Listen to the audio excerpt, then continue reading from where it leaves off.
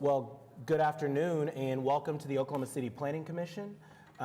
Before we begin the meeting, I just want to do just a couple of housekeeping items. First, please take this opportunity to silence your cell phones. If you are wanting to address the commission on any of the items on the agenda, but you are not one of the applicants, please make sure you fill out one of these forms. These forms are located right outside on the desk. We will only be calling on members of the public who have completed one of these forms if you're not an applicant. Please limit your comments to 5 minutes, and please avoid any repetitious comments. We recommend that if you're here with a whole neighborhood and you all have the same concerns, that you pick one person to speak on behalf of all of those concerns. It'll make it easier for us to understand and hear it all. But please avoid any repetitious comments. If your neighbor is concerned about drainage and they mentioned it, no need for you to bring that comment up because we will have already heard it from your neighbor.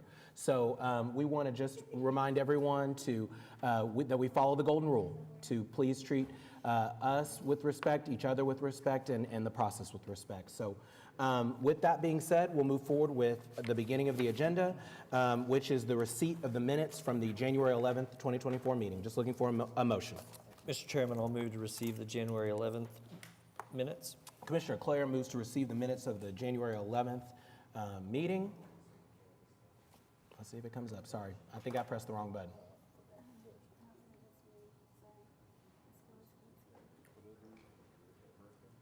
Bear with us while we make sure our technology is up.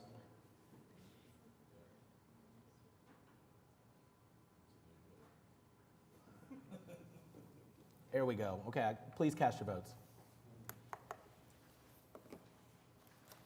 They move stuff on us.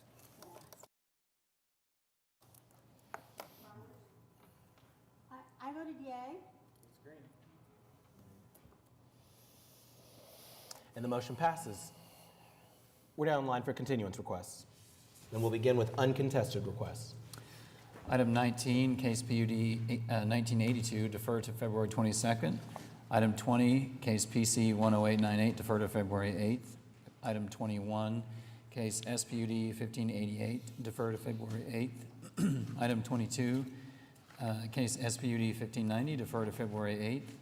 Item 23, case SP 584, deferred to February 22nd.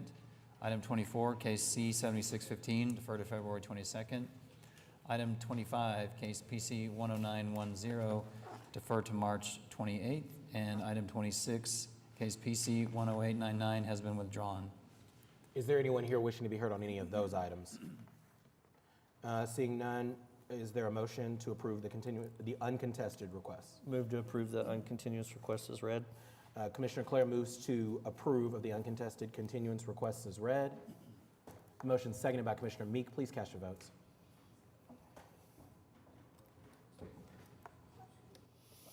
And the motion passes. We're now in line for new requests. Item 13, which is case SP 585, requested deferred to February 8th.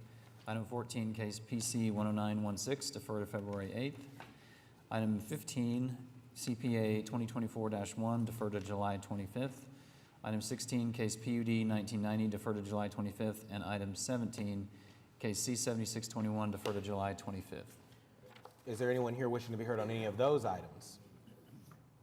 And then we're just looking for a motion. Mr. Chairman, move to approve the new continuance requests as read.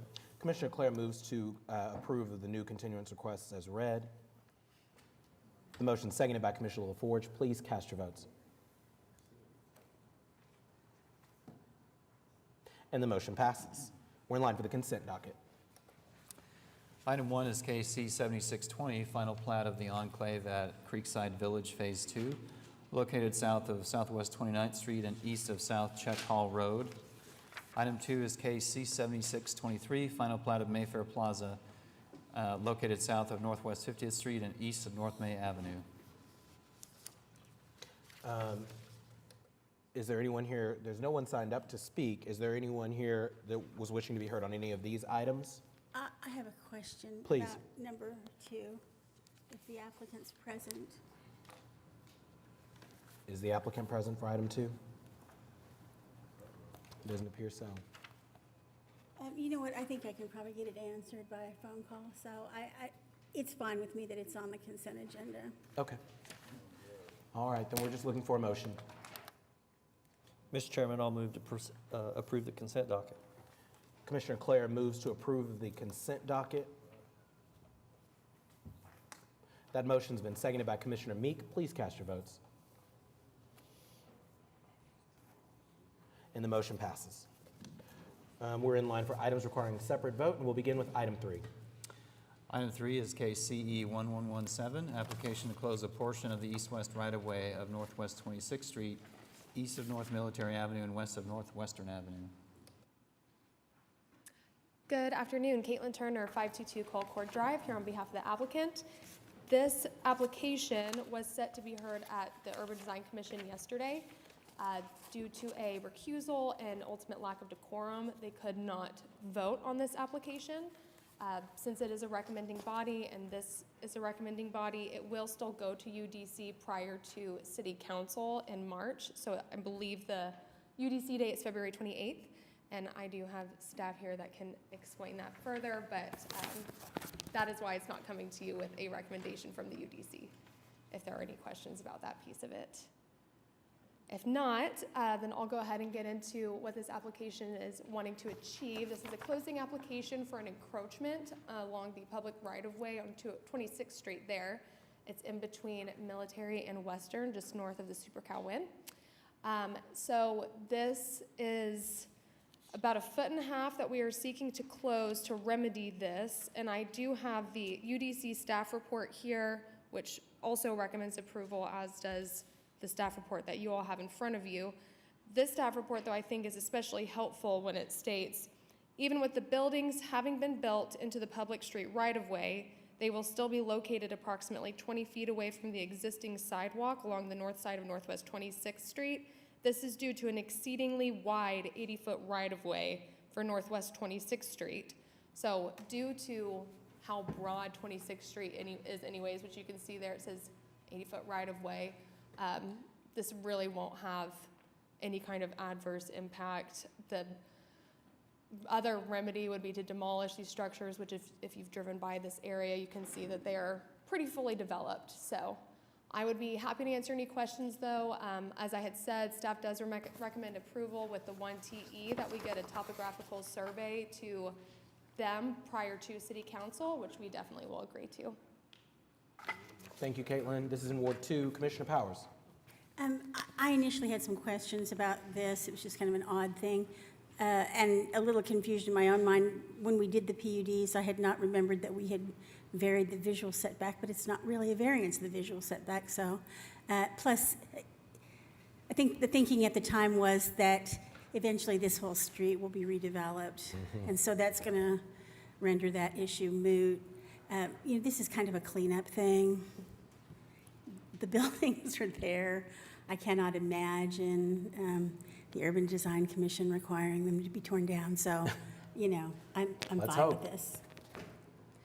All right. The UDC staff report does request that we revise the current approved CA just to illustrate this closure, which we're more than happy to do as well, which, yeah, that'll come later, but just wanted to throw that out there as well. Cool. Any other questions from commissioners? We have no one signed up to speak. Commissioner Powers? 117. Commissioner Powers moves to recommend to City Council approval of CE 1117. No, we're closing, so it's just an approval. An approval, Isn't it? excuse me. Am I wrong, Jeff? Is it a recommendation? I believe, let's see, It's a Yeah, that's- recommendation, yeah. Oh, okay. it's a recommendation, council takes the action. Right, okay. Okay. So the motion from Commissioner Powers is to recommend to City Council approval of CE 1117. Just need I'm not seeing it on my end at least, but I see it up there.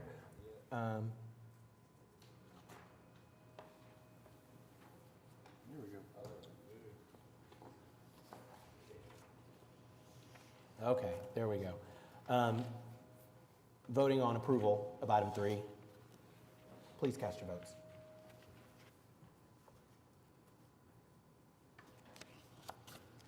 And the motion passes. We're now in line for item 4. Item 4 is SPUD 1589, application to rezone 3209 East Park Place from R1. Hi, Ryan Greenville, good afternoon. Address is 1163 East 138th Street, Glenpool, Oklahoma 74033. So I was here 2 weeks ago, and you guys recommended for us to talk to the Garden Oaks Neighborhood Council. We spoke to them basically right after the meeting. Everything went really well. They liked everything that we were suggesting for the community inside of their community. It's going to be just an extended arm of what they have, and we're really excited to work with them. They loved everything that they heard, so we were all really pleased with that, came to an agreement, so we're here for a vote. Awesome. And thank you so much for visiting with the community. And I do want to say, the fact that they're not here is a testament to how well the meeting went, because this is a very active neighborhood association. They're deeply committed to being a part of any of the redevelopment efforts that are happening in their neighborhood. I'm very excited about the final product. What's not on any of these exhibits is the fact that to the south of this is highly industrial.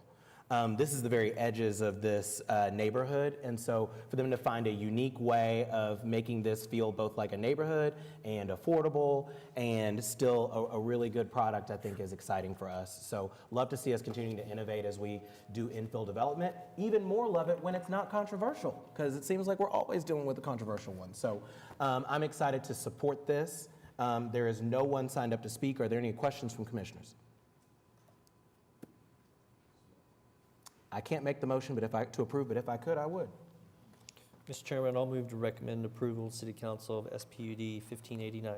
Commissioner Clare moves to recommend approval of SPUD 1589 to City Council. That motion's been seconded by Commissioner Powers. Please cast your votes.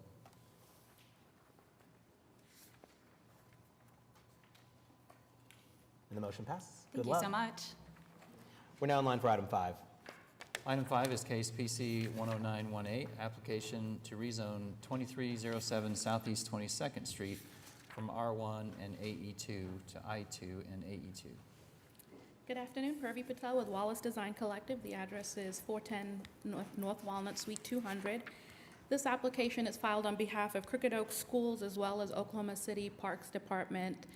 The entire R1 piece we're looking at is about 40 acres, and the western 11 acres or so was purchased by Crooked Oak from the Oklahoma City Parks just towards the end of last year. And the school would wish to create this area or create an athletic complex in this area. They already own the parcel, the ball field parcel to the west. And Oklahoma City Parks currently has their facility, maintenance facility there, so that would move to the eastern parcel that they still own.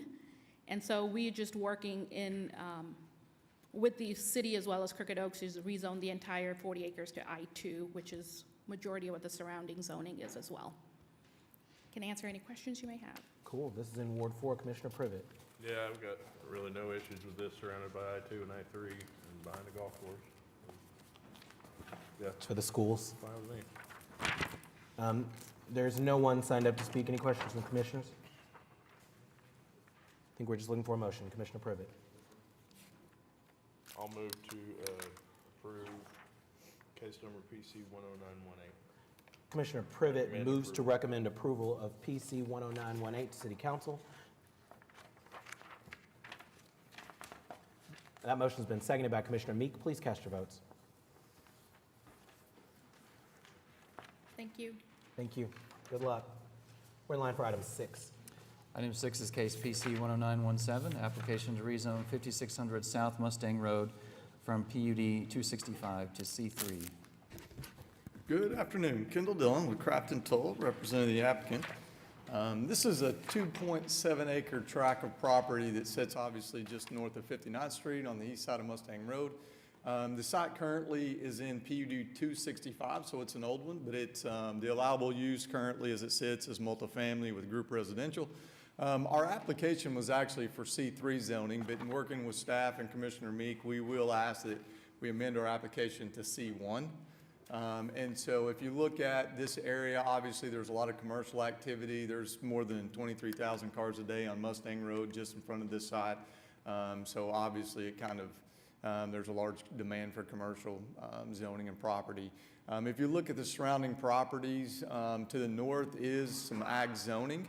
There was a residential house there. It's a fairly small tract, and recently that's been acquired by an LLC. The house has been demoed. Not sure what their plan is, but it looks as though it's going to be something besides residential. And then on our companion item plat, which is the next item on your agenda, you'll notice as well that we've got a large pipeline easement on our north boundary that will obviously set up as a buffer as well. On the west is the Ledgestone addition, so it is single family on the other side of Mustang Road. However, if you were to look at that plat, you'll notice that they've accounted for their own buffer. There's those lots, there's about 120-foot depth of common area there. And then as you go to the east, the applicant owns the property to the east, but it's encumbered by a floodplain and a stream, and it's about 450 feet from this zoning to those apartments. And then to the south, we join ourselves again, and that's C3 zoning in that PUD 265. So you can see that it's compatible with surrounding area. Obviously, there's demand, and so we had asked for your approval. Thank you. This is in Ward 3. Commissioner Meek. Yes, as he said, we spoke regarding this application, and I'm good with the C1 change, I like that too. unless any other commissioners have any comments. To be fair, there is a lot of buffer, it looks like, to the apartments on the east side, though. Any questions from commissioners? We have no one signed up to speak. All right. All right, with that, I'd like to recommend approval of the PUD 265. PC 10917. I'm sorry, yes, I was looking at the wrong, PC 10917, sorry. Perfect. Commissioner Meek moves to recommend to City Council approval of PC 10917. The motion's been seconded by Commissioner Privet. Please cast your votes. Do we need to mention anything about C1 zoning, the TUs? Well, the applicant agreed to it. Yeah, so- as amended. Right, Yeah. as amended. Recommended approval as amended to C1. Yes. As long as council's good with it. Awesome, thank you. Awesome, thank you. You bet. We're in line for item 7. Item 7 is case C 7600, final plat of Wild Horse Ranch, Phase 3, located north of Southwest 59th Street and east of Mustang Road. Again, for the record, Kendall Dillon, Craft and Toll. This obviously is a companion final plat. There's 2 TEs that are standard, so we're in agreement with those. I'm going to ask for your approval. Thank you. Commissioner Meek. Back to the same spot. I'm good with the TEs the staff has on here, and unless any other commissioners have any comments, I'm good with recommending approval. Any questions, comments from commissioners? Okay, I would like to recommend approval of C7600 to council. Commissioner Meek moves to approve of C7600. That motion's been seconded by Commissioner LaForge. Please cast your votes. And the motion passes. Thank you. Good luck. We are in line for item 8. This is SPUD 1592, application to rezone 2820 West Britton Road from C3 and R4. Caitlin Turner, 522 Colcord Drive, here on behalf of the applicant, and the architect is also here with me. So this application is to allow for the current Britton Road Vet Clinic to remain and revamp and actually utilize the entirety of their property. So that is what this application is seeking to do. They will be shifting over, as you can see from the site plan, the existing building and then extending that parking lot to the south. The way that the zoning is on that parking lot to the south, it's divided, so it's actually C3 on the west side and then R4 on the east side. So we're cleaning up this site essentially to, again, allow for the full property to be utilized. There is R4 to the southeast and a triplex there. There is a increased setback along the south where adjacent to residential, so you'll see the 5 feet there. You're also going to see a landscaping buffer to buffer from the residential properties, and then we're complying with the code when it comes to screening, which is also going to require there to be a screening between the commercial and the residential. I think it's important to note that this entire intersection area is very high intensity. It's commercial. It's been there for a long time, and there's been commercial, of course, along the frontage and near that major intersection. So I'd be happy to answer any questions that you all have. Staff does recommend approval without TEs. However, we would be agreeable to including the TE, so TE number 1, that there shall be a 25-foot setback from the property line on Croydon Court, just to prevent any future structures from being built more adjacent to that residential area. Even though technically it is currently Zone C3, this would just be another safeguard for that residential to the southeast. So I'd be happy to answer any questions that you all have. Thank you. And we do have one person signed up to speak, but Commissioner Powers? So Ward 2. I'd like to hear from whoever it is that signed up. Excellent.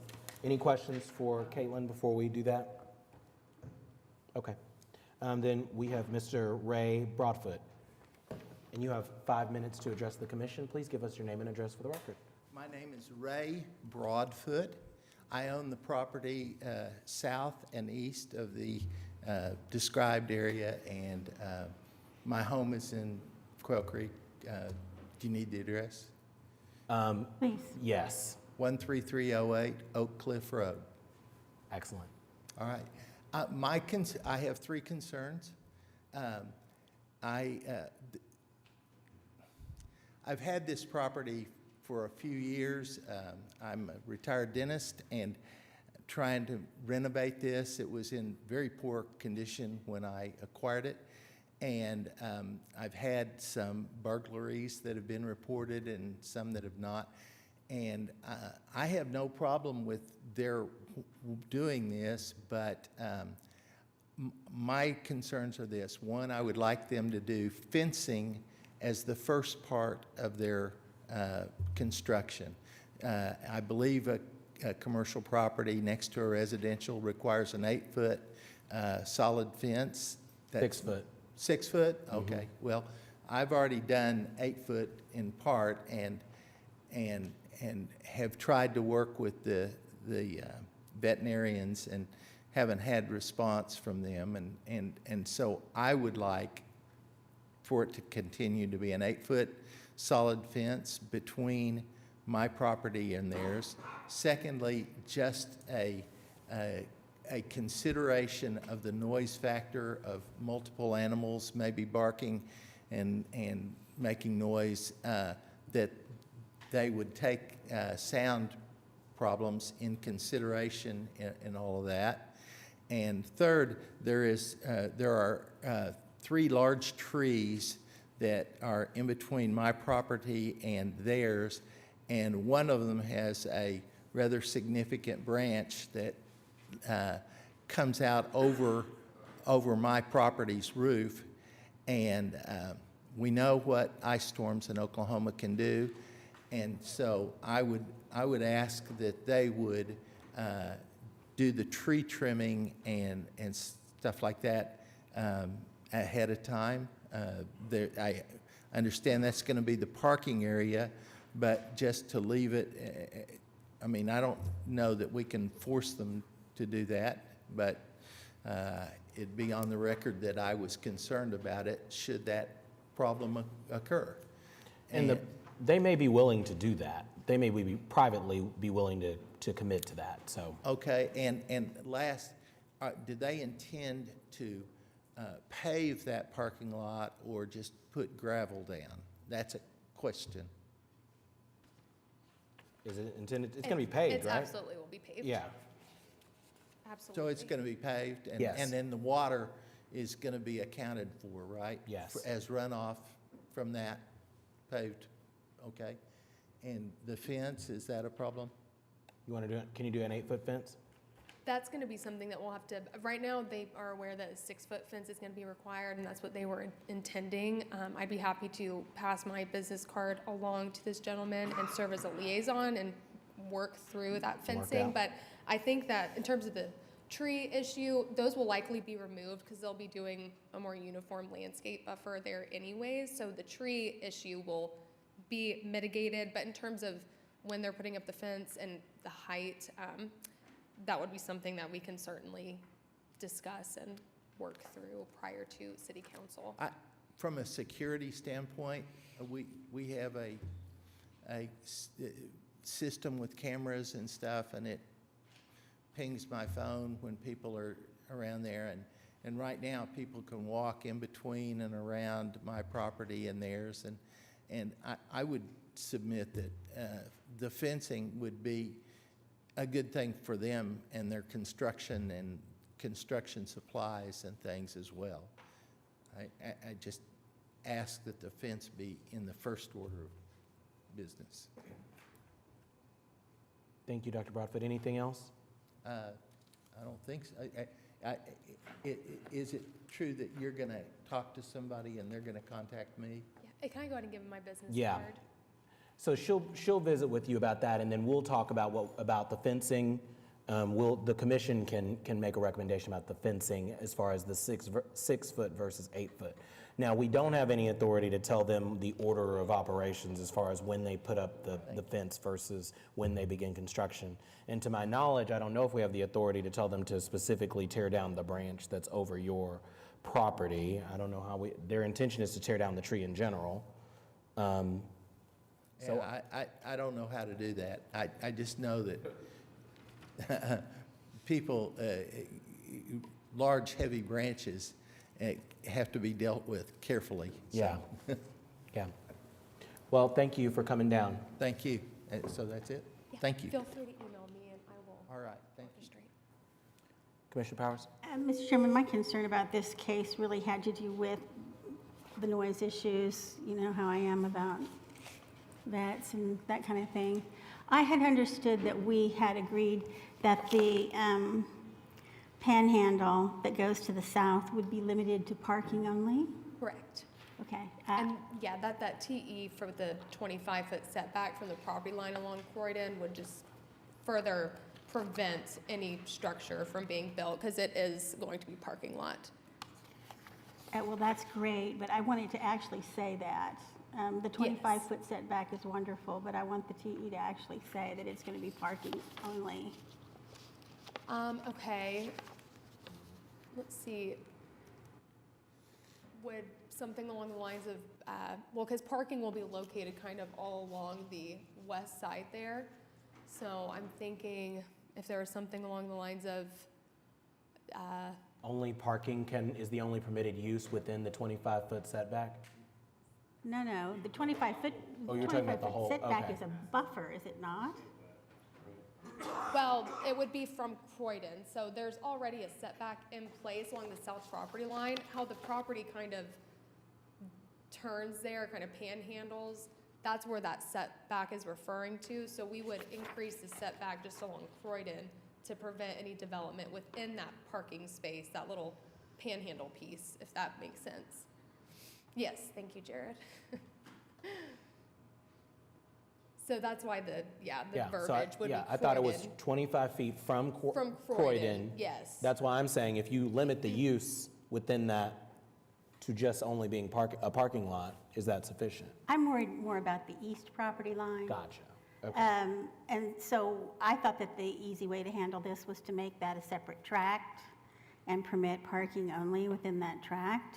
Should be Or I guess the simple enough to western. do. Because they're moving the building to the east side, right? Yeah, but we're talking about just the panhandle. South. Okay. So that seems to me like the easiest way to solve that problem. I think there is, are you agreeable to doing that? I thought that's what we had agreed when we were Yeah, talking about it. definitely. I was just trying to come up with the best verbiage to achieve that. But yes, that is definitely something we can agree to because I know that they had just planned on parking there anyways. So that's not problematic whatsoever. I was hoping that the setback language would achieve that just by preventing development there, but I'm more than happy to include a separate TE to the effect that this is where the distance comes into play, because I would love to be specific and say the south X amount of feet shall only be permitted as a parking lot. So I would just want to confirm that distance there from kind of where it cuts off to the south property line.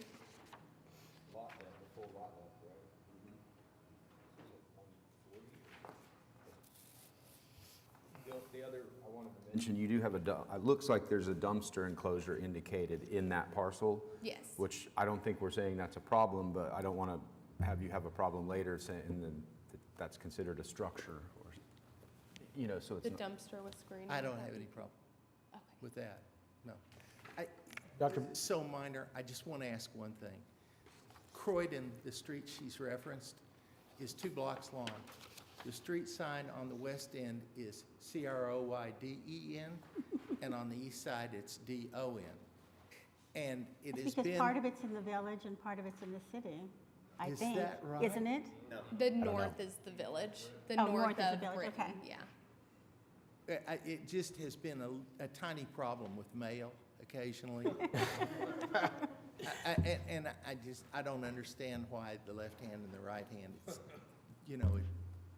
Or I- why it's I- called court when it's a street. Street, yeah, it's all a good question. Not sure about that. I used to live on a Dorchester Drive, right next to it was a Dorchester Place, so I definitely can sympathize with the address Can mix-up. somebody give us a little help with that? Is that something we're going to have to go deal with the post office and Public Works over? Or, I mean, what do we have to do to help this guy out with his name? Would a dumpster? We can we can get with Public Works about it. Okay. Yeah, it would. Okay, so the dumpster would.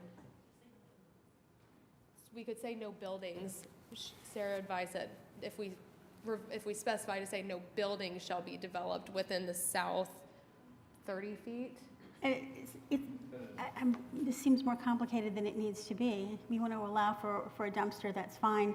I don't want there to be dog pens like there are now on that piece of this property. I don't want there to be anything but parking there. Okay. So, I'm wondering, Tract B, parking only, and a dumpster. we can do that. Okay. And are we good We'll with the work on that 6-foot language. fence? But Commissioner Powers, you have language that we can read in as a TE for that, though?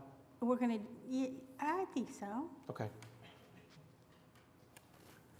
I was gonna, I don't see why we wouldn't just say, put a TE in that says 8-foot fence along that same section of property. Both the west. 2-foot of fence? Or both the east and the, Yeah, especially if they only have to fence the part that's not already fenced, right? Well, if his fence is on his property line, then it would be But yeah, you gotta put kind your of fence like on your a, property. yeah, we would have to only fence our property line. I don't know, what do you think, Commissioner Powers? so I think that, you know what?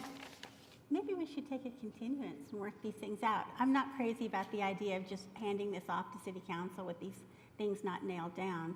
Let's just take 2 weeks.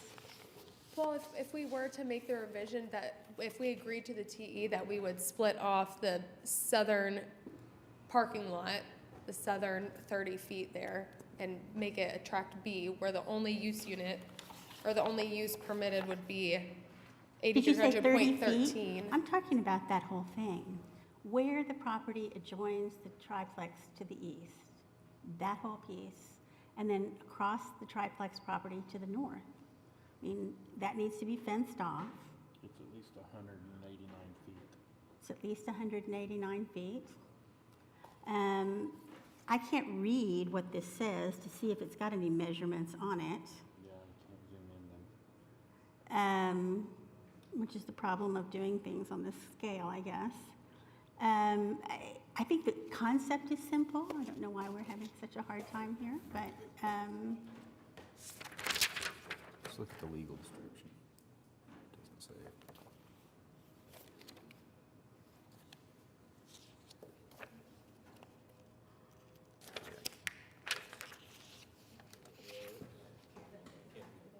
So, I do want to give the applicant a chance to make sure that they confirm with the client what they are willing and not willing to do. So would you like to push to the end of the docket? that's a good Come idea. up with the language you need? Sure, we don't do that. Thank You you. think that'll work? The other Because one, we have no problem agreeing to all of this, and I think that if we are able to track it out, I just want to make sure that we're getting language that satisfies Commissioner Powers and satisfies that intent. And the 8-foot Without, And does your client have a response to the 8-foot fence? we will, this is the architect, so we'll give them a call and see if that's something that we can just go ahead and agree to today. Then let's just push it to the end of the docket then, if you all are good with that. Yeah, that's fine. And for Dr. Broadfoot's benefit, it just means we'll come to it after we've heard all the other items, so. Okay. I don't think we need to take a motion, do we? We can just move on to the next item. All right. Well, then we're in line for item 9. Item 9 is KC 7622, final plat of Eclipse. And this is located east of North MacArthur Boulevard and south of Northwest 164th Street, and variances to sections 5.1.8.a and 5.3.1.d.8 of the subdivision regulations. Hi, my name's Ophelia Cancio with Hewitt Zollers, 701 North Broadway in Oklahoma City. Here for the Eclipse plat, that was the final plat, the preliminary plat was approved in July 27th of 2023, and we're here for approval of the final plat. There are 3 TEs on the staff report, and we are in agreement with 2 of those. One of them is TE number 2.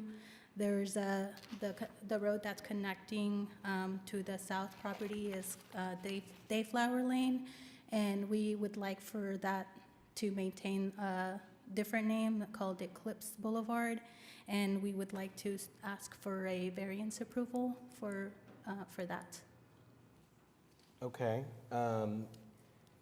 I'm curious as to why we wouldn't want to leave the street name the same, just from your perspective. Sure, yeah, the community is a gated community, so we just like that's the theme of the project and the desire of the client. Other than the fact that it's a gated community and that's what the community is called, it's Eclipse and Eclipse Boulevard leading into the subdivision. So. Are there any issues, like from a public safety standpoint, when we start doing that? I'm looking to Commissioner Meek, who always is our resident firefighter, even though you're retired. Just another street name. I mean, it's obvious that people expect it to continue, but once this is developed and platted and the map pages are updated, it won't be a big deal. And I mean, it is gated separately, Right. so, okay. Other questions, commissioners? We thought about this a while, I recall. So I'm glad to see the limit on the polycarts. And I think the neighbors to the south the fact that they're not here, I think is a testament that they're happy with the gates. So even though I don't particularly love that either, but I guess as long as we're reaching a happy medium here. Anything else? If not, I think we just need a motion.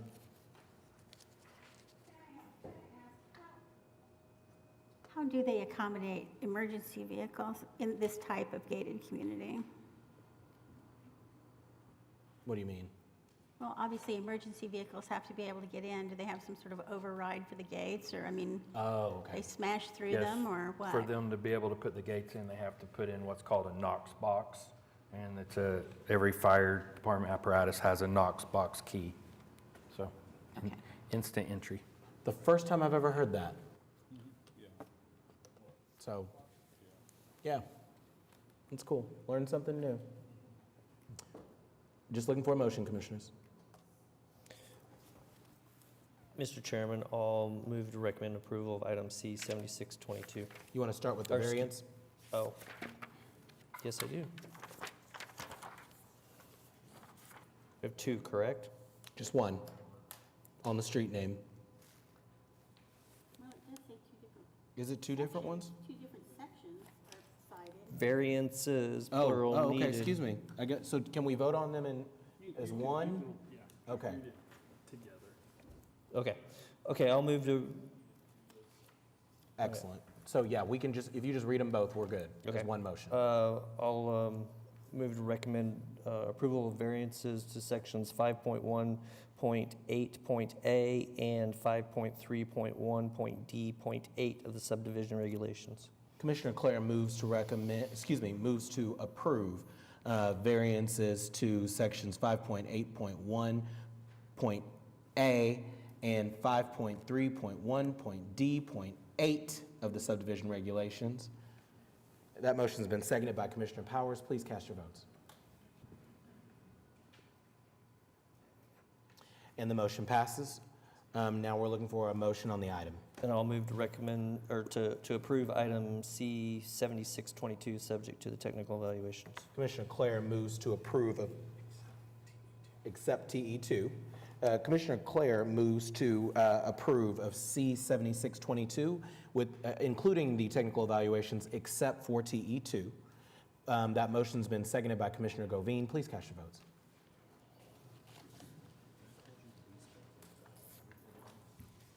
Thank you.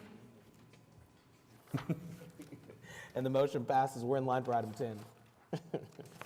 Item 10 is PUD 1989, application to rezone 9430 Southwest 15th Street from AA and PUD 1512. Good afternoon, Mark Zitzow with Johnson & Associates. Address is 1 East Sheridan Avenue. Before you is a request for rezoning to allow for a continuation of single-family homes immediately west of the neighborhood known as Bellflower. If we go back to October, early November, you saw a rezone for phases 3 and 4 of the project immediately to the east of this. That sought 30-foot lots. It was approved by City Council about a month ago. And so what happened through that, our neighbor to the west that owns this property was notified, conversations began. It's essentially a landlocked piece of property. While the remainder of this lot goes north to 15th Street, there's a creek that bisects the tract. So the property owner reached out, said, I have this landlocked piece of property in the back. Are you all interested in acquiring it? So our client went under contract. So what we're seeking today is the same zoning as what was approved for Bellflower, phase 3 and 4. There were TEs on this. There were 3. Staff recommends approval. We agree to all of the TEs, including the one about providing additional parking. I do think we want to make one amendment to the TE just for clarification purposes that I think staff would appreciate and agree to. It's noting that off-street guest parking shall be provided. We want to note that as not in the form of a parking lot. What we would like to see is on-street parking that's inset. So whether we do angled 90-degree parking or parallel that we bump in, we'll still provide the additional parking. But with conversations with some, there was concern that we would in some way build like a separate parking lot. And I don't believe that's the intent of staff. It's to provide that additional overflow parking, but not a parking lot in a neighborhood. So that would be our preference. I like that. But I don't know if Jeff or Sarah have thoughts Jeff on have that. thoughts. That was the intent, we've seen similar, and most often when somebody has a little pocket park, they'll have kind of inset parking. It was that sort of style that we had in mind. Yeah. Makes sense. Commissioner Meek? Yeah, so on that TE number 2, what was the language change that you would recommend? I think we would prefer that it just say guest parking be provided Okay. at a rate of. And then when you see the preliminary plat on this, we'll note the easements for the common parking areas. Okay. So you found some extra property and said, let's do some more 30-foot wide lots. We know how much you love them. I love them. But this is actually a good use of it. It's the back of a neighborhood. It's got the big easement with the creek, also known as common area. I counted 45 of them. You've got 20 along the north side, 8 along the west, 12 in the center. That may change too. Yeah, and I know that could change, but it looks about 45 of them. I like the idea of the TEs. I think it's really going to improve parking issues. So unless any other commissioners have any comments, I'm actually okay with this. Perfect. Sarah brought up one clarification on this TE. If we said guest parking shall be provided at a rate of 2 spaces per every 10 dwelling units, 4 lots of 30 feet in width. So her point was if they decide to do 50-foot lots, they don't have to do the inset parking. So I would agree to that. I want to clarify further that, because if we take out off-street, then it somebody could think, well, we're providing parking on street. The goal was to have some parking that would be not on the curb. Not on the curb. Just maybe have inset parking occasionally because of so if we take out the word off-street, we're almost there, because that was not our intent to have a parking lot per se that you would pull into. Can we say inset guest parking? Perfect. And then we commit that when we come in with the preliminary plat, you'll see parking access easements. I think we kind of have them laid out, little pods of 3 sprinkled throughout. Great. Okay. Okay, We all good? I'm good with it. Okay. Maybe we can have it read one more time for the record. I've got it. Okay. Okay.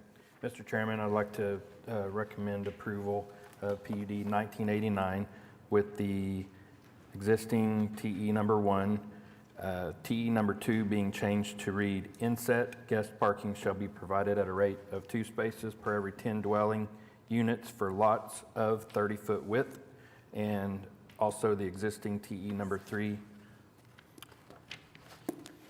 Excellent.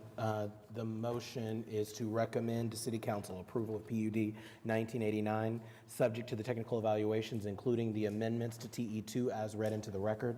That motion's been seconded by Commissioner Powers. Please cast your votes.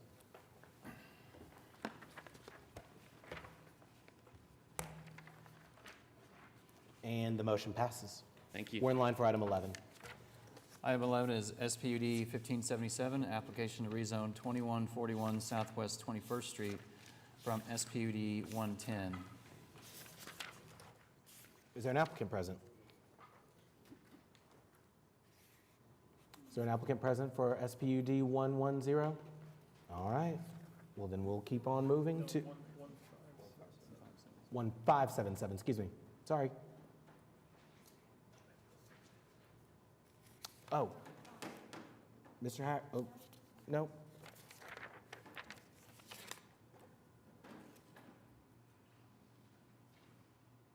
Okay. Well, then we'll keep on moving to item 12. Item 12 is SPUD 1594, application to rezone 1304 Northeast 14th Street from R1. Robert Haggard, representing Checkers. Thank you, Mr. Haggard. Could you just describe the changes that we've made to Well, this when we proposal? started off about 4 months ago, we had originally planned to have the parking lot on Lottie and move the apartment house towards the back. And at that time, this department okayed the R4 zoning. But then when we got to city council, it turned out that a lot of the neighbors wanted to have a lot of input, which we were happy to do. And so we really just deferred the whole thing back to this level. And you guys recommended that we apply for a SPUD. And in that SPUD, we moved the parking lot to the back and the apartments to the front. We have added security lights in the back parking lot. And by the way, each one of those lights has a dual head. I just left the lighting contractor, and we're putting dual heads on each of those poles. And we have added light poles across the front that are decorative. And if you go anywhere in this city, you're going to see this particular light pole.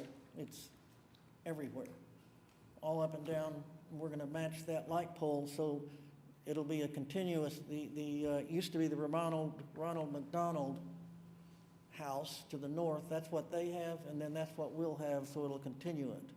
And then anywhere else on that street, on 14th, there's some, so it'll all be contiguous and match each other. And the landscape is per code, and everything else is per code. Anything else, Mr. Haggard? I mean, there were so many things. Some things are by code, so we have to do those anyway. But as far as the list that the neighbors had, I think we've complied with all of them. I will say, first of all, Mr. Haggard and I are famous because we managed to make the front page of the Oklahoman. I don't know if you saw, but this community meeting made the front page. So, you know, we're celebrities. So we'll be signing autographs at the conclusion of this meeting. I want to thank Mr. Haggard for the conversation that was had with the neighbors. It's an excellent neighborhood association that's very well run. We had a number of very constructive conversations that have led us to a very good conclusion. And I think it's another healthy reminder that respectful conversations between developers and neighbors can yield really positive results. And so I, again, just appreciate your efforts. This revised site plan was a group effort. The neighbors did sign off, the leadership did sign off on it. I know we'll continue to watch the process as it goes forward to City Council. But the latest was a concern about ensuring that there's enough lighting. I don't know if any of you have driven down Lottie between 13th Street and 23rd Street. It's dark.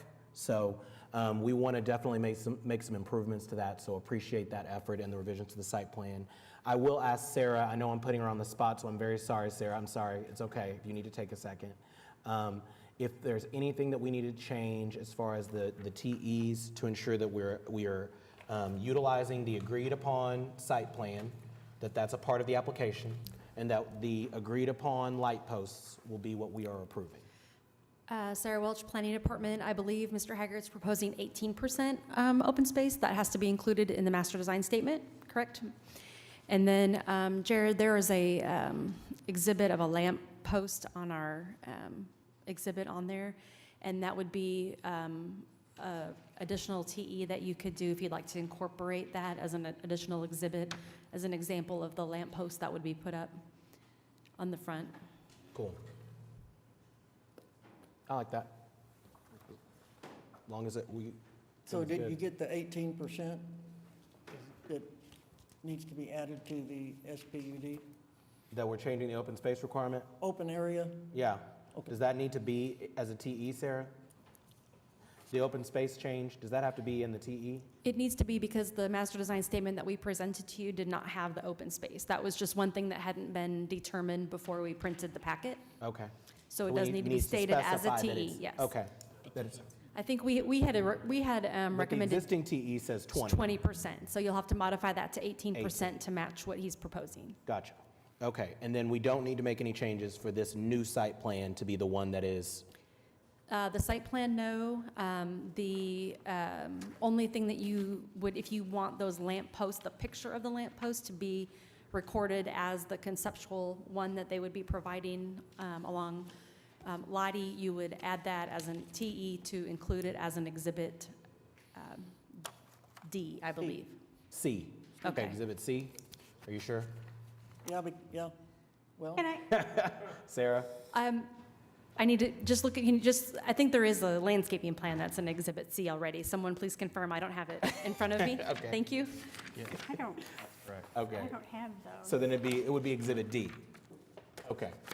I hope we can work through the amendments. So it sounds like we need to amend TE1. Go ahead, Can I Commissioner ask a Powers, question? please. If you're looking at this picture, there are actually two light standards that are visible. One of them is the decorative pole. The other one is the double-headed one.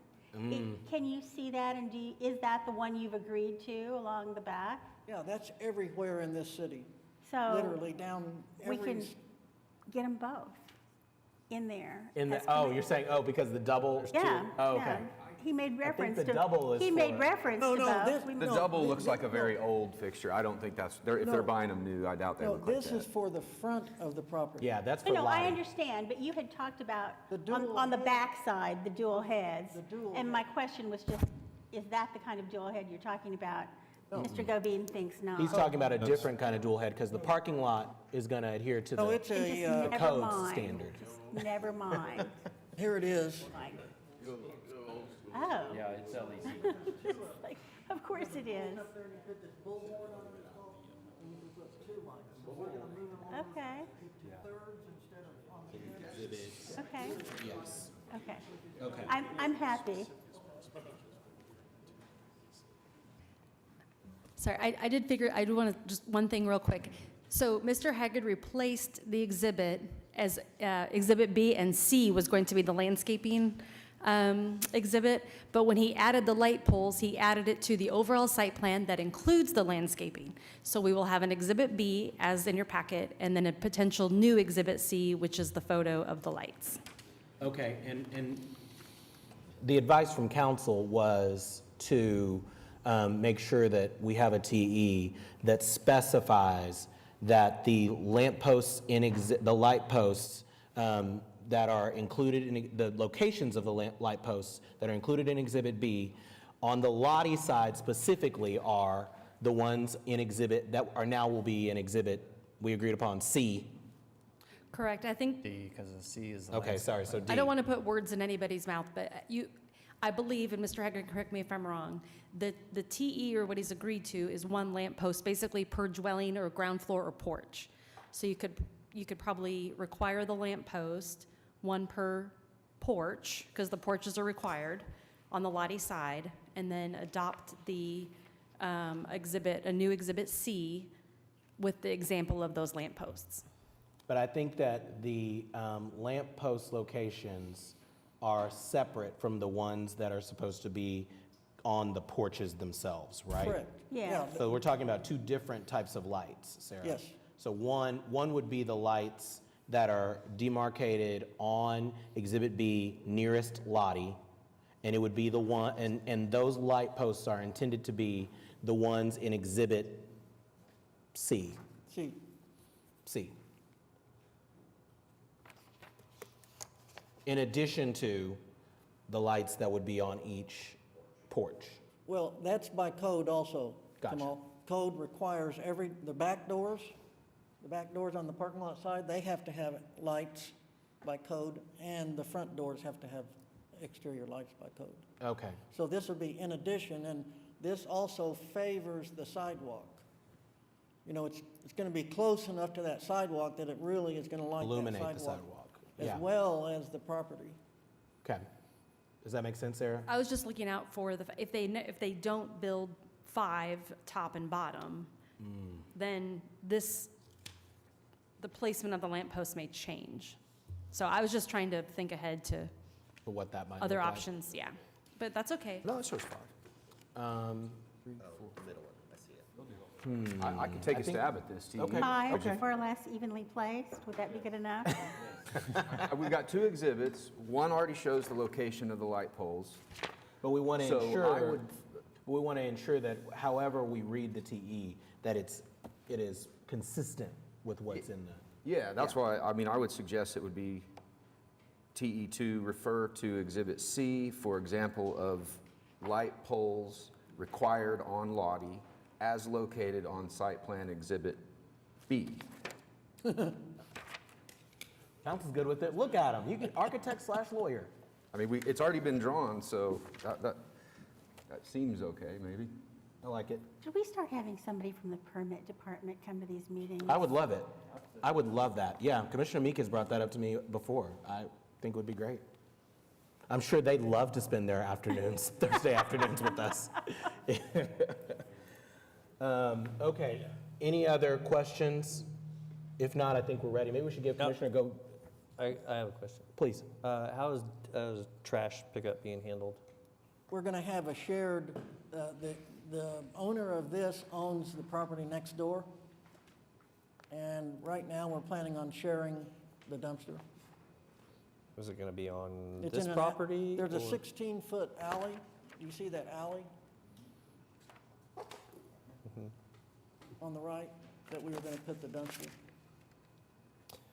I think there should be a TE that their dumpster should be located 50 feet from any residential dwelling. And I know, I mean, if you look. That achievable? Well, and the other thing is those units to the east, those are vacant lots, so. Yeah. But I think it's zoned R1.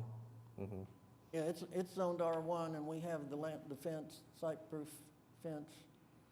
There's an oil well, actually, to the east. I don't think they're going to. I don't think they're gonna get 50 feet. It says it has to meet Chapter 49 of the municipal code, so that wherever they are, they have to meet the code. Yeah, but I don't have that memorized. If it's residential, what's the distance? I think it's 25. That's what I thought. Yeah, I think it's 25. An enclosure and 25 feet.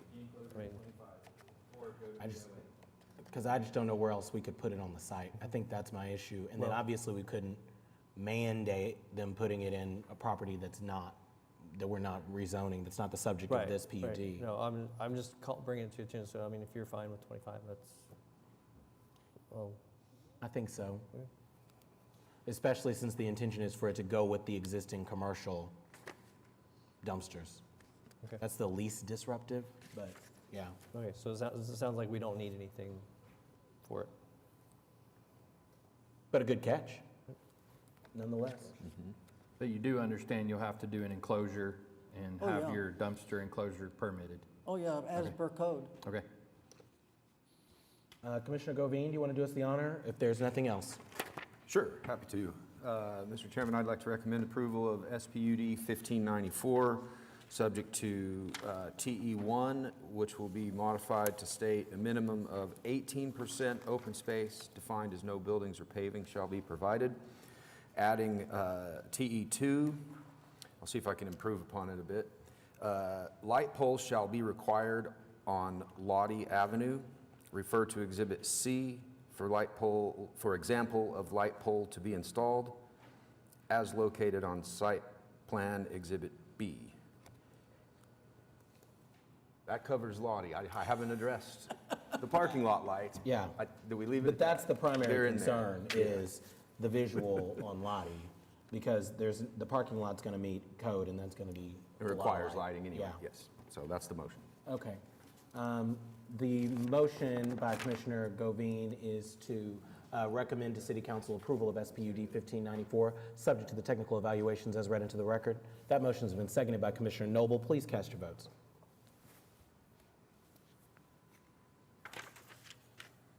And the motion passes. I want to you. thank planning and the commission for all of their help.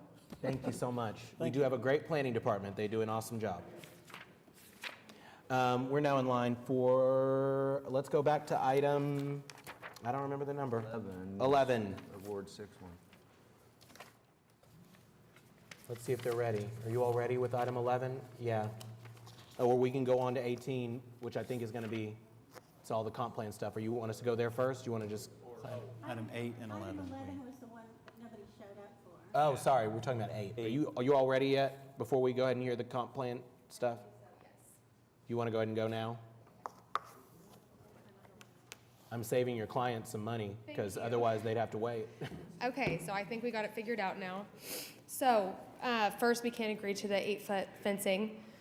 So we would request the first TE be that there shall be an 8-foot high site-proof fence where adjacent to residential property, if that satisfies that piece of it. We are still fine with the TE that there shall be a 25-foot setback from the property line along Croydon Court. And then a third TE that this property will be split into 2 tracts. Tract A would be where the new building will be developed. Tract B from the site plan is going to be where that parking lot is. In Tract B, we would only permit an accessory parking lot to Tract A as well as an enclosed dumpster.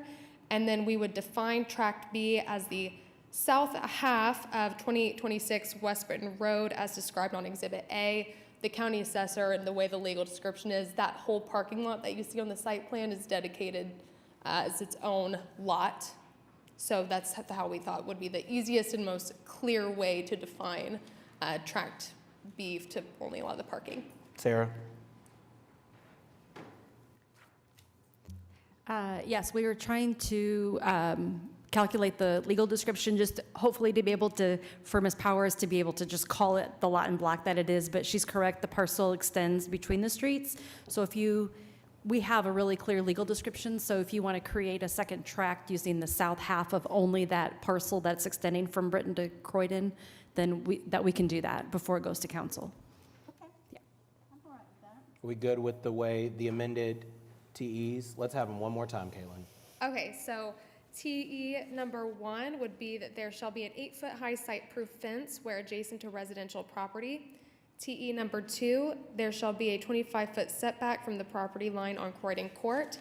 TE number 3, dividing the property into 2 tracts. Tract A will be the current list of uses that you all see in front of you on the master design statement.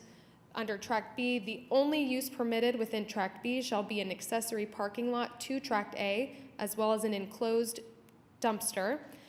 Tract B shall be defined as the south half of 2826 West Britain Road, as described on Exhibit A, which of course is the legal descriptions.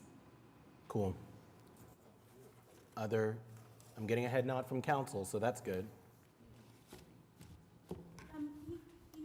There was one other thing that I just want to make sure we all think is adequate, and that is, you know, they've indicated that there will no outdoor dog runs shall not be permitted. When we talked, you had indicated that dogs would be taken out as needed for walking and that kind of thing. Is there, I think probably it's a little too much to expect there to be some sort of limit placed on that, but. And I'll explain that a little bit. So as of right now, the current use unit, of course, allows for everything enclosed, allows for dog boarding. Of course, they have to take dogs outside to relieve themselves. However, they are not allowed to have any kind of enclosure. This is going to be a very small enclosure. You can kind of see it on the site plan, but that's really just to prevent liability from a dog getting out, or strays or something like that from getting in. So we did try to use that limiting language so that they're not allowed to just let dogs loose. Again, it's going to be very small, but if you have other limiting language that you'd be comfortable with, but again, it's just going to be to take dogs out as needed. You know, other than to say that they'll do it singly, and I just think that's too much of a code enforcement, burden. To make sure they're only taking out one dog at a time, that's a little much, so. No outdoor dog run, I think, is probably where we need to land, so. Okay, and again, that would just allow for it to be enclosed, because what we have now had experience with another use is, any kind of fencing whatsoever violates that restricted use unit. So I try to make it as limiting as possible, but. Okay. I think I'm good. Okay. Do you want to make the motion? I'll try. I'm going to move, we recommend approval of item number 8, SPUD 1592. And I'm just going to say with the 3 TEs as were read into the record. Excellent. Commissioner Powers moves to recommend to City Council approval of SPUD 1592. That motion's been, subject to the technical evaluations as read into the record. That motion's been seconded by Commissioner Clare. Please cast your votes. The motion passes. Thank you very much. Thank you. I appreciate you all letting me work through that. Yeah, no worries. Okay. Do you want to share something about item 11 before we move on to item 18? Yes, we reached the applicant for number 11, and they had a personal emergency with their power, and so they're unable to come today. So if you're comfortable with the item, you can make a recommendation. Otherwise, probably need to read it into the record and continue. It's up to you. Would probably prefer to continue. I would. Other thoughts? So happy with that, yeah. Did we have anyone sign up to speak on it, just by chance? No? We didn't, but the site layout is weird, and I wanted to talk about it, so I think it'd be nice to have them here. Yeah, agree. Do you want me to make a motion? Yeah, please. Mr. Chairman, I'll move to continue item 11, which is SPUD 1577 to the February 8th meeting? Yes. Commissioner Govine moves to continue item 11, SPUD 1577, to the February 8th meeting of the Planning Commission. That motion's been seconded by Commissioner LaForge. Please cast your votes. And the motion passes. We're now in line for item 18. Item 18 is to consider a resolution amending the comprehensive plan, updating and clarifying the document, and including various text and map amendments. And Benary has a, there we go. Benary Mujica Ortiz has a presentation for us. We did have a study session on this a few weeks ago. Wanted to kind of briefly run through it one more time. I think not everybody was able to make it there. So, A few weeks ago. Oh, yeah, 2 quite a weeks few. ago, Not 2 weeks ago. Yeah, I think it was several weeks ago, but yeah. But we did have a study session. We were there, and we did talk about it. And Commissioner Meek only remembers the pizza. So, all right, lunch was good, Sarah. I just keep putting you on the spot. Go ahead, Benary, sorry. so Benary Mujica Ortiz, Planning Department. Like Jeff mentioned, this is basically a brief presentation from the study session that we had in November. So basically, this is what we had, is that we modified the language to include amendments to street types. We're going to modify the boundary of the Plan OKC downtown land use to correspond with the boundary of the downtown development framework. We are going to modify the LUDA boundaries within the Innovation District area in Plan OKC to correspond with those delineated in the Innovation District Plan. We're going to integrate the major and minor connectors as street types in the Plan OKC street topology. We're going to update the City of Oklahoma City street typology database and map to include all necessary street adjustments. And we're going to do some updates in the Innovation District land use plan amendments. The first thing that we're going to do is we're going to officially adopt the Downtown Development Framework as part of Plan OKC. The DDF was actually approved for implementation in 2015, but it was never actually adopted as officially as Plan OKC. And the main reason why we want to do this is to remove any conflicts between the urban high, urban medium, LUTAs, and the DDF. So we just want to make it easier for developers and for staff to have only one plan that is actually what is going to be the one who's going to be ruling now what is the downtown area. It's going to, the street types are going to be the DDF street types. That's how it is right now. It's if you look in Plan OKC, we actually refer to DDF for the street types. And of course, we want to have the ability to support and inform the new sign code and the new signing code with the street types of the DDF. Some of the amendments that are going to happen are going to mainly happen in the Chapter 2, that is the Development Guide, and Chapter 1, that is maintaining Plan OKC. The Chapter 1, basically what we're doing is we're adding in page 4, in the area for applying for amendment, we're adding the possibility for citizens to be able to apply, do amendments to street types.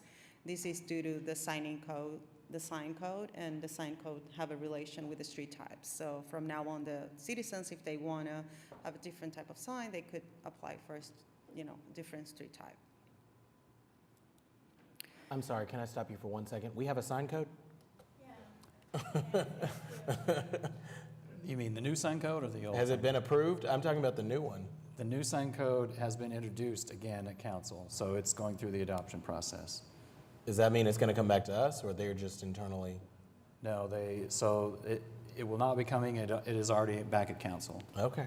There were a couple of minor amendments. One was related to signage in the right-of-way, which is the main reason why it was delayed. The ACLU had a problem with the fact that we don't currently allow signage in the right-of-way, which is what the code says right now. So it really wasn't related to old versus new code. It was just they felt an opportunity to make that change since the city was updating the code. So there was one other change, and that related to mural permits, which are no longer going to be required. Okay. So, but that, that came to the Planning Commission a while ago now, and like more than a year ago. Yes, it's taken some time to get through that process and get language that legal and everyone is comfortable with. We had consulting attorney come through, and in addition to that, we also had some law changes through the court system that we had to address related to, well, that was maybe before that. I don't want to confuse the issue, but mainly it was mainly the signage in the right-of-way and the murals.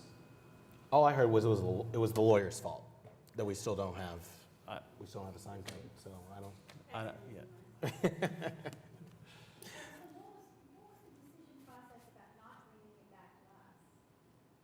The council requested that it just go directly to them.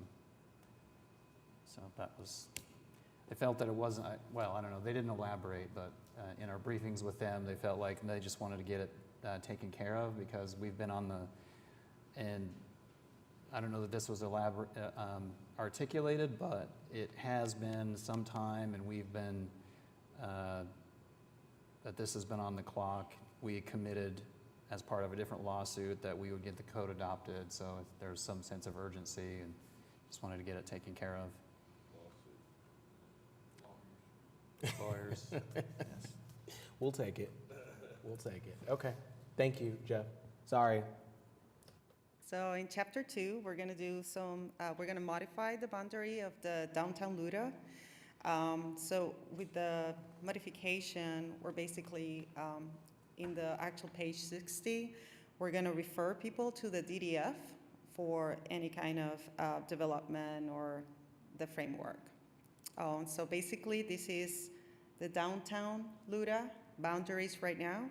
So we're going to extend it to match the DDF boundaries.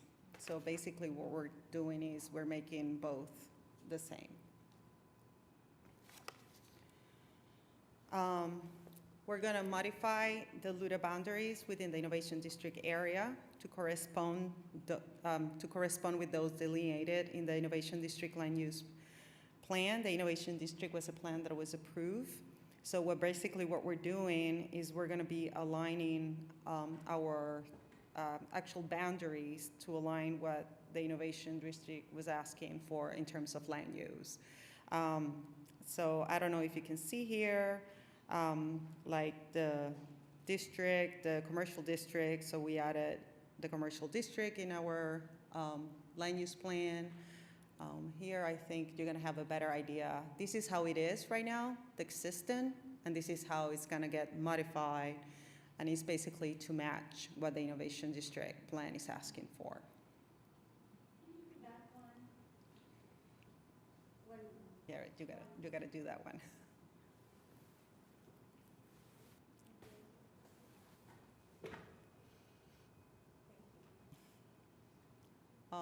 I don't know, do you have any questions here? Okay. So, yeah, basically this is the Innovation District and this is their boundaries. So we're basically matching the land uses with the LUDAs. Again, this is how it's looking right now, the urban high. So basically we're modifying these areas to become urban medium. We're adding a commercial corridor here, and basically here we added a little bit of urban high, and that's basically how it's going to look now, the Innovation District area. One of the biggest changes that we're doing is that with our connectors, right now Plan OKC only talks about connectors, so we're dividing the connectors in minor connectors and major connectors. And the main reason why we're doing this is because we recognize that all connectors are not the same. So minor connectors are going to be, are those that are going to be more neighborhood-like connectors. Is more light. The streets are less traffic in the streets, are more neighborhood-like. And then major connectors are areas that are more mixed developments with more commercial uses and other uses. So how we're achieving this is we're basically changing the language in Plan OKC. The first big change is that, of course, in the title, we added, we went from just connector to major or minor connector. And then we added a little bit of a differentiation in the language. Added major connectors will typically have moderate travel speeds and curb to curb width and may have transit routes. Minor connectors will be narrower, have less traffic and slower speeds. And then we added some other changes in the language, like, it will include share lanes, and in the case of major connectors, dedicated lanes or pearl trails. This is basically for bike infrastructure. Is moderate defined anywhere? What's moderate travel speeds?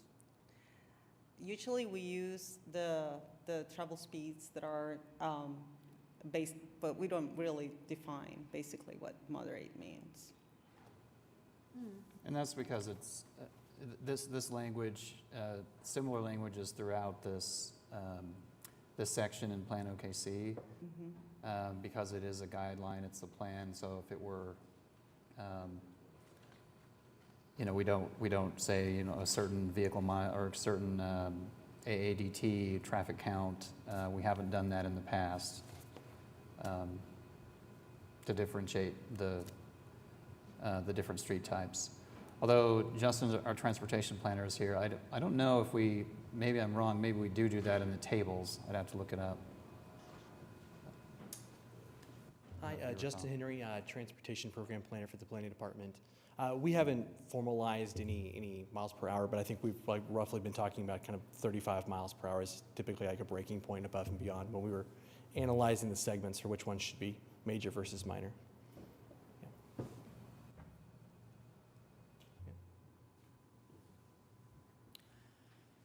So some of the other changes that we did is that we made changes in the pages that actually describe what a major or minor connector it is. So we basically modified the one that it says only connectors, and we added major connector, and then we did the changes in travel zone, pedestrian zone, bicycle facilities, parking, transit, to make it more look like a major connector. And then we added a whole new description for minor connectors, including our image and what we think a minor connector should look like. Like, you can tell it's more like a neighborhood kind of street. The other big change is to update the Oklahoma City street typology database and the street type maps, including all necessary street adjustments. Some of the adjustment is that several existing streets needed to be assigned a different Plan OKC street type. For example, every time we create a new neighborhood, sometimes we're a little behind in assigning the neighborhood street type or if it's a connector or not. So we did that update. There is going to be new language that is going to be added in Plan OKC, stating that going forward, the planning director shall assign streets type from the Plan OKC street typology to all new streets. So all new streets are going to be automatically assigned within the planning department. And we're going to be updating the maps for the maps that are available online. Some of the other changes is the Innovation District Plan streets are now aligned to the Plan OKC street topology. When the Innovation District Plan was approved, they had their own street types. So what we did is that we use the idea that their idea for the street types, where we align them using the names of the Plan OKC street types. And the idea behind that is from now on, and there are new plan that is presented to the planning department. We want to keep everything simple. So we're encourage all new plans to use street topologies from Plan OKC. And the Plan OKC is replacing the connector street type with two new typologies that is the major and minor connectors. That's going to be happening in the maps too. Here, we're not going to present all the maps, but in the staff report, we did a very detailed maps for you guys, so you were able to see in your boards exactly which streets were changing from minor connectors to major connectors. Here is the example. This is the actual Innovation District street typologies. Like, for example, they call high intensity major arterial, so we changed the name to only major arterial, like in Plan OKC. High intensity minor arterial to minor arterial, that is what is in Plan OKC. High intensity connector to a major connector, medium intensity connector to the minor connector. Neighborhood remain a neighborhood, and they don't have Main Street or they don't have industrial in their, right now in their plan. But it was just to keep the language simple in terms of development, future development, et cetera, in the area. So this is the example. What we did with basically all the connectors went to minor connector, and then the ones that we consider, like I mentioned in the staff report, you guys receive a more detailed maps. It was a lot of maps to present them one by one here. But if you have any questions about any specific area, you're more than welcome. So the connectors went to minor connectors. The minor arterials went to major arterials. Some of them, these are the ones that were changing from minor arterial to major arterials. And some of these, for cartography mistakes, or some of them, we just forgot in the original plan to extend them all the way. So a lot of them are just cleanup that we're doing to the plan. These are the connectors that are going from regular connectors to major connectors. You can see almost all of them are big streets, commercial areas. And these are the minor arterials. Again, this is a cleanup. These were streets that didn't have anything assigned, any street type assigned to them, and we're doing a cleanup, assigning the proper street type. Within the Innovation District Plan, these are the main changes that we're doing. The main changing is, of course, we're modifying the language. It's basically their name, the name of their street type. It's going to be modified to be the same as the name of the street type of Plan OKC. We're basically aligning the language between the two plans. And we're changing the map too. And here is the example of how we're going to do that. It's a very minor change. Instead of calling them high intensity major arterial, they're just going to be called major arterial. Instead of being called high intensity minor arterial, they're going to be called minor arterial. And like connectors, high intensity connector is just going to be called major connector, and medium intensity connector is just basically going to be called minor connector. And those are the main changes. I don't know if you guys have any questions. Questions, commissioners?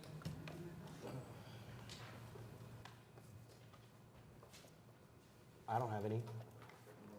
I don't have a major question, more of a minor question, I think, but I'm just curious. How do you do this in these subdivisions, like where the streets all just go like this and stuff? Like I see some amendments proposed in some of these. It makes sense when it's a grid, like we all understand how cars move through the busier streets and the connectors, but you get into the subdivisions that are planned that we see a lot of in here, and there's a lot of maps in the packet that we didn't focus on. I'm just curious, kind of like maybe do you want to spend a minute or two just talking about that? Is it worth it? Basically, the way the analyze, we use a tool that is called GIS, Geographic Information System. We have one of our planners, Jonathan Land. He did basically what is called a module, where he basically, we decided what we wanted to be among those connectors to become a major or minor connector, or a minor or major arterial. And it is a lot of thinking that it goes into what are those criteria are going to be, or if the right-of-way, the site of the right-of-way, or if it's commercial or non-commercial, the zoning, a lot of that. And the tool, the software actually does a lot of the mapping for us. Other thing is a very big monitor and a lot of time to literally go in detail in each one of these streets. We have a great database that helps a lot with that we can do the queries, and the mapping will, it lights up and it let us know when we need to change something. And that's why we were able to identify all those areas that were not assigned because the system tell us, hey, there's nothing here, it's a null or it's empty, and we are able to go there in detail. Yeah. Is this sometimes when you see those little tubes across the street, like that count the cars and Oh, stuff? no, Is that a big part of this, No, how you get the no. data, or We no? the GIS, we could use, where you see those tubes is basically that, that does is provides data. And it's a lot of data.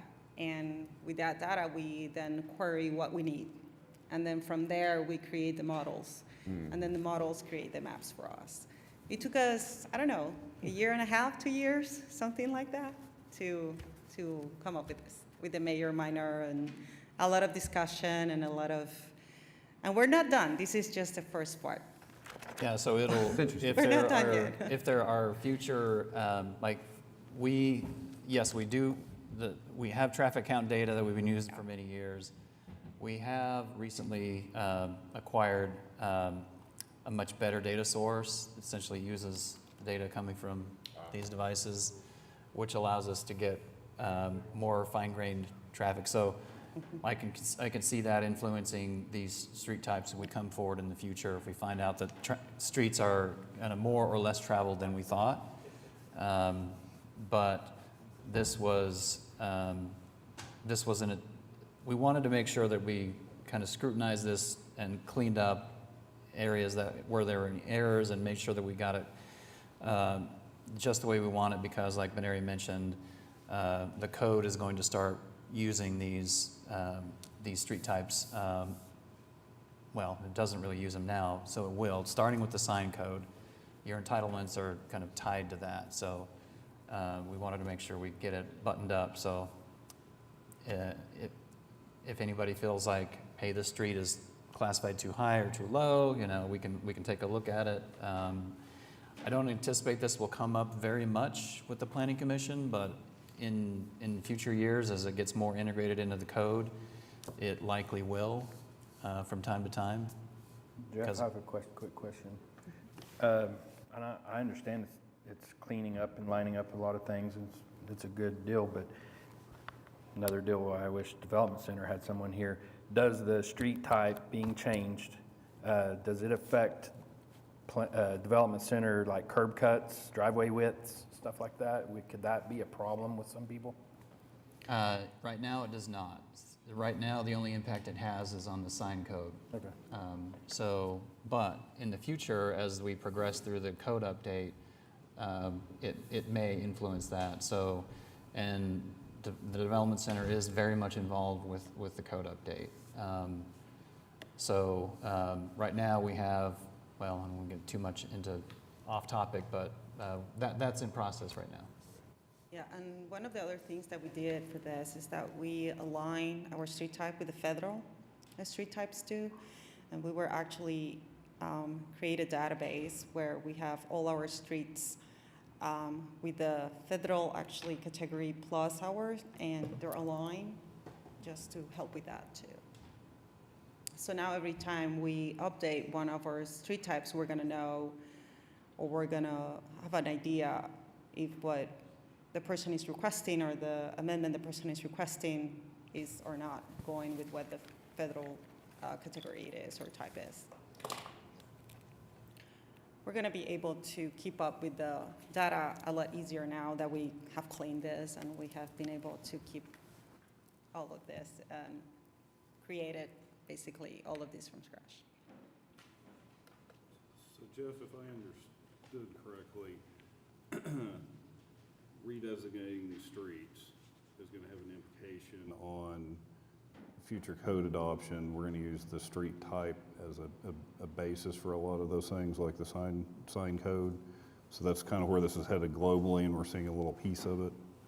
Exactly. So, and it was always anticipated from the time Plan OKC was adopted. That's the reason we have the street topology, because the federal classification system really doesn't say anything about land use. It's just, hey, this is a highway, this is a residential street. And so the street topology was meant to be more nuanced and say, okay, well, we want to integrate land use and transportation because that's how we live our life. That is just how things should and do work, and we want to regulate to that. So that's the goal. And so as we've been developing the urban medium, the core area of the zoning, that the street type matters. It influences your entitlements. So if you are on a major arterial, or excuse me, well, a major connector, you may be a street or two over from just a regular residential street, but you're on a major connector, there's more traffic, there might be a bus route. It makes sense to allow a little bit more density by right. That's kind of where we're moving towards and what the Plan OKC anticipated in a manner of speaking. So based on the type of street that you're on is going to limit what you can and can't do is kind of what I'm understanding you to say, or allow you to do things versus that you might not be able to do on a more restrictive street. Exactly, and for the sign code is the example we have that's before us right now, before the city council, and it's imminent. So it adjusts the height of the signs, it adjusts the amount of signage you're allowed depending on whether you're on an arterial or a connector. And so, it still is controlled by zoning as well, but now it's both the street type and the zone, they both matter. And that's why we divided the connectors, because we wanted to add density where density is appropriate, but we wanted to protect those neighborhoods too, that even though there are areas that connect X with Y, we wanted to protect them too and keep them more neighborhood-like. Yeah, most of the connectors ended up being minor connectors. You saw that on the maps of all the yellow squiggly lines. There were a few that were major connectors though. Yeah, kind of split to minor or major. Yeah, I wouldn't say it's much of an upgrade because before it was just a connector, and so it's just more of a differentiation. Yeah. Not to derail us, but I do think this is only a reminder that it would be nice, it would be valuable for us to spend some time, maybe in a study session, hearing about where the code update is, because this adds a level of complexity to that analysis that would be, that I'd need certainly more time to wrap my brain around, so maybe that's something we could consider, is ways that we can get up to date on it. I fear the day that we're gonna get that put on our lap, and it's a really complex thing, and it takes us a long time to really wrap our brains around it, because this is pretty complex. So anyway, throwing that out there. No, it's a good point, and it is complex, and so we've submitted a portion of the kind of the base zones to the advisory team, and now we have a bunch of new drafts that kind of fills in the rest of the code, and there's been some debate. Well, it's hard to take just one component of the code because it's all interrelated, and you don't know if you're okay with this unless you see this portion. Mm-hmm. And that's been the struggle, because it's like, well, but it's overwhelming to just see it all at once, but you can't understand this without understanding all these 5 other pieces. So that's kind of where we are now. We showed the base zones, but now we've got all the use, parking, landscaping, tree preservation, forgetting 1 or 2. But since they're so interrelated, staff is like, we're trying to get the sign code done, we're trying to get the accessory dwelling, and a few other kind of code update things taken care of while we get our heads around and kind of figure out how these interrelationships work. Like compatibility is one I didn't mention. So all these things have been waiting some time to get figured out are before us. And so we will be bringing those forward as soon as we can get them kind of to a better, less rough draft. We've got the rough drafts, now it's connecting and making sure everything makes sense. Then we'll bring them forward. And it's kind of unavoidable, but we feel like we kind of have to bring them all forward at once, and we'll take as much time as we need to get through it all. But we want to make it all available to the stakeholder advisory team and then the planning commission, so that if we have questions about, well, This section of the code relates to, whatever it might be, but I don't know if I'm okay with this unless I can see the landscape code that deals with the buffers and all that kind of thing. So we want to be able to do that.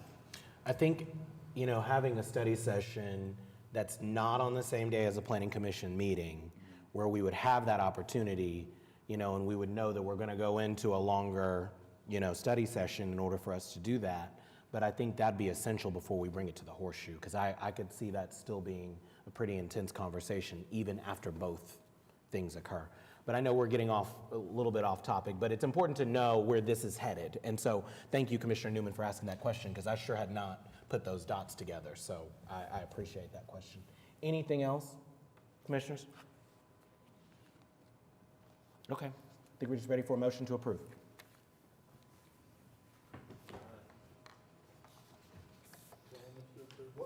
I was a little unsure what we're approving here. We need to approve the update to the comprehensive plan. The resolution, Yeah, the resolution itself. Doesn't have a number, it's the resolution. Why don't we say approval of item 18? yeah, item 18. Mr. Chairman, I'll move to recommend approval of item 18. We are the final body on the comprehensive plan, correct? Correct. We are. Okay. This will be received. We've got the power. We're just approving it. All right. Yeah. All right, move to approve item 18. Commissioner Claire moves to approve item 18.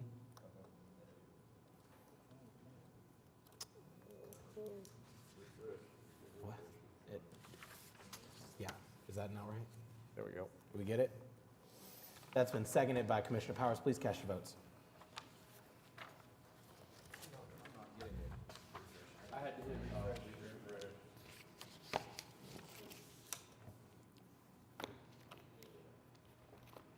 Why do I have more of these than I And the need? motion passes. Thank you.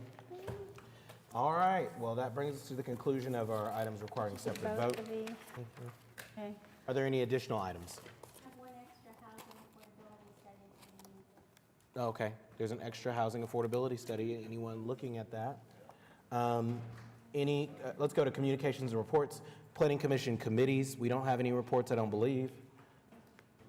Well, since you inquired about it as part of the stakeholder team on the code update, there is going to be the amendments to the accessory dwelling policies in the current code will come our way pretty soon, it sounds like. So Okay. we're commenting on that and being asked to return comments by I think the 8th of February or sometime pretty soon, maybe even the 30th of January, I can't remember. So I'm not sure about this, if this study session is beneficial for getting through that portion of it. It's completely separate from the whole new code updates that are coming.